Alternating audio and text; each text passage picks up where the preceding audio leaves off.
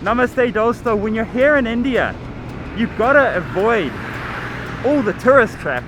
So I'm going to show you how to eat at a traditional Indian roadside restaurant, what's called a dhaba. And these dhabas just line the highways here in India.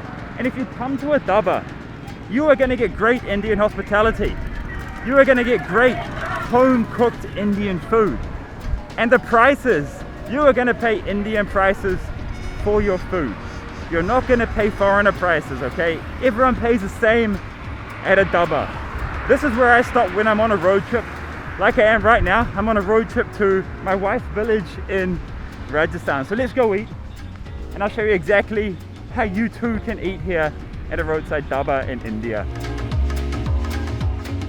The first thing you want to do, you want to look for a semi-decent looking dhaba, okay? Something which looks somewhat professional.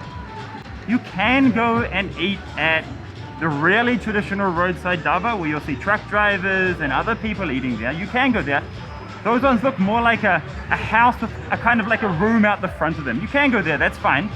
But the cleanliness and the water they're using might be a little different. It might not be okay for your stomach. So I always go for like a mid-range dhaba.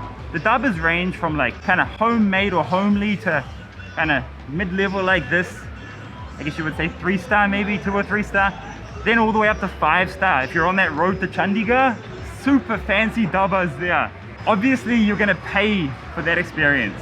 It's still not gonna cost you as much as landing up in a tourist trap designed for foreigners, okay? So really doesn't matter which dhaba you land in. Most of the time, they're legitimate and you can trust them.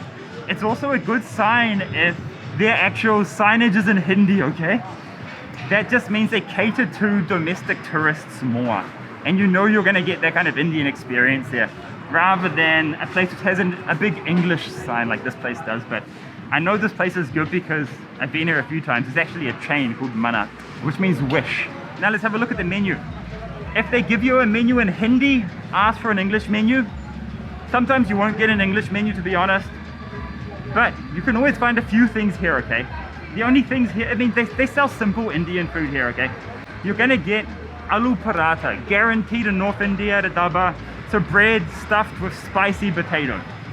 I guarantee you'll get Shahi Paneer, which is like basically butter chicken but with cheese. And you can always expect some kind of chickpeas or chole here. But this place has quite a lot. You've got mushroom curry, matar paneer, which is peas and cheese. You can just take toast if you want. There's butter toast here. You can have a grilled sandwich. They've got plain rice or veg biryani. And then you've got the whole range of breads here. So paratha stuffed with potato, paratha stuffed with onion, stuffed with cauliflower. You can have it all mixed together. You can have a paneer paratha, a cheese paratha. And of course, you have to take a masala chai here. I take one aloo paratha and chole and I eat it together, and that is a really kind of traditional Indian breakfast or lunch. So that's what we're going to order. Now they might not speak English, but I'm only going to use English here, and you'll see you can order in English just fine. Hi bro, how are you? One aloo paratha, chickpeas, okay? Dry gravy. Yeah, dry gravy, and one masala chai. So yeah, you can order just like that. There will be enough English for you to come in here and order. Even if the dhaba is a more kind of traditional Hindi dhaba with a Hindi sign, they will look after you here. They will make sure you get some good food in your stomach. That's their job. People are very sweet here, very friendly. So yeah, don't be afraid to come to a dhaba like this and eat. Now, when it comes to safety, I know you guys are worried about how clean the kitchen might be or if you'll get sick from the food in a dhaba. If you're going to a decent dhaba, you should be okay.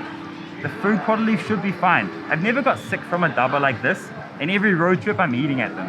As long as I've chosen like a semi-decent dhaba, like a decent looking dhaba. Generally, and I'll make a full video on this, if the food is served to you hot and fresh, there's no risk. All the bacteria and the germs are killed when the chickpeas are boiled or when your paratha is fried on that hot plate that they have back there. Oh, and when it comes to chai, they've boiled the hell out of that chai back there, and then they're pouring it piping hot into a cup. So it's safe. I've never got sick from chai as well. Whenever I got sick in India, it's been from accidentally drinking the water or eating things that I didn't know had water in it, like a lassi, for example. Lassi is a blend of yogurt and water or ice. So you've got to be careful of those things, but I'll make a full video on this later and I'll take you around and show you what is safe and what isn't safe. This is makhan, or this is like village butter actually. It's white. It's made from cow's milk.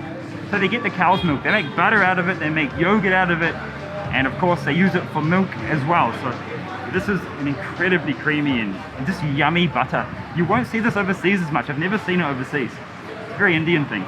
You get a paratha and you got to dump the butter on top, okay? And just spread it around the paratha and just let it melt into the paratha. It turns translucent, it turns nice and clear, then you're ready to eat your paratha. Don't eat your paratha without the butter, alright? Another kind of like a chutney here. I never really eat this one. I'm all about the butter. Then of course the chickpeas. Thank you, G. And you gotta have onion as well here. It's like the lamb sauce. Where's the lamb sauce? Where's the onion? I can take this damn mask off now. It's so difficult. Get all that butter on your paratha, okay? Just like dip your paratha in the butter. You can just eat with your hands now. You'll learn how to eat with your hands here in India. And I'll give you a quick tour of the rest of this place in a second. There's actually beds here as well, so people are sleeping right next to me while I'm eating. They give you a lot of food, alright, so don't over-order. I've over-ordered. Now this food, it's come out piping hot, okay? That's what I always check for. If the food's not piping hot, I ask for it again. I say, garam garam dijiye, like garam garam khana dijiye. Give me hot, hot food. Alright, there's no way I can finish this, so you can ask them to pack it. Literally just say, please pack it, and they'll get it. It was damn good. You guys can't beat Dhaba food. It's comfort food. It's not super healthy because obviously you're eating a ton of butter with it, and there's a lot of oil in the curries, but on a road trip, it really hits the spot. One problem here, I mean, it's hot as hell, which is good, but this chai is pathetic. This is not masala chai. This is not Indian tea. It's watered down. It's half water, half milk maybe. Should be made of full milk. 100% milk for that creamy masala chai, and the flavor's not there. Thank you so much, bro. Water needs, you know? No. So he doesn't speak English, but you can, without Hindi, you can get on enough by just being like, no, yes. When he's pointing at the bottle of water here, I'm like, no, I don't want it, you know. I haven't touched it. But like I was saying, the tea is absolute rubbish here. They're cheating on the quality of the chai. Manat, come on.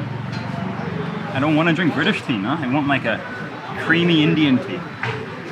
If it's just made of water, it's a British tea. Then at the end, like any other hotel, they'll bring you the bill.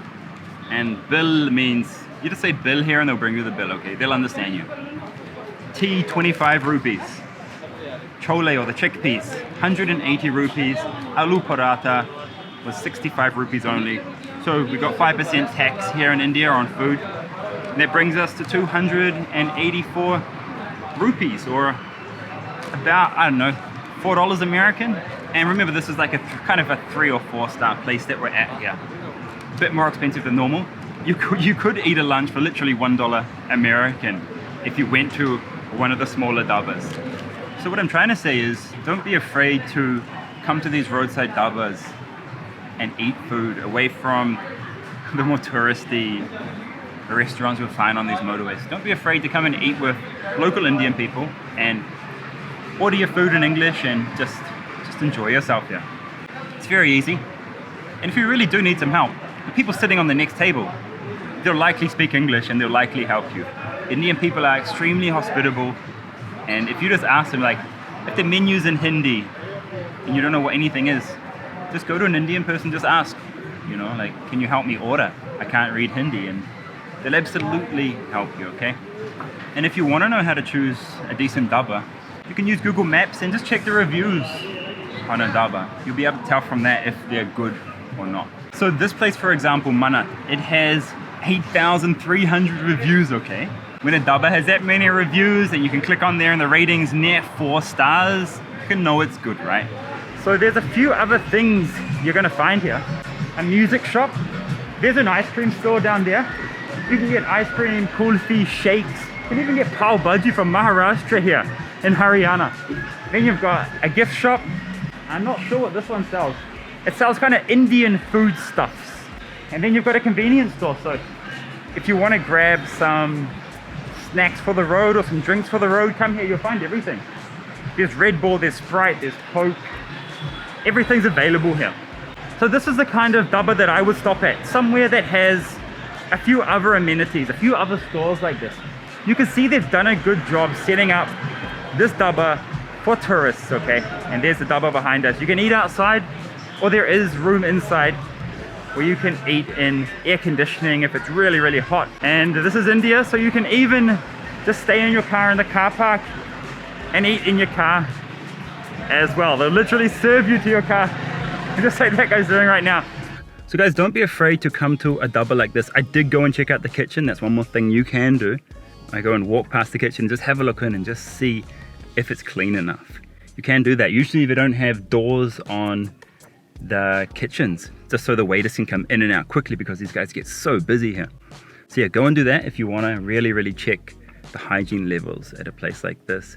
So please come, use these dhabas and don't stop at these horrible tourist traps like Hotel Gangur, which I showed you in a previous video. I'll link to it in the description and you can just see the difference between this place and that place and the horrid food that we ate there. All right, off to Rajasthan now, and as always, Jai Hind.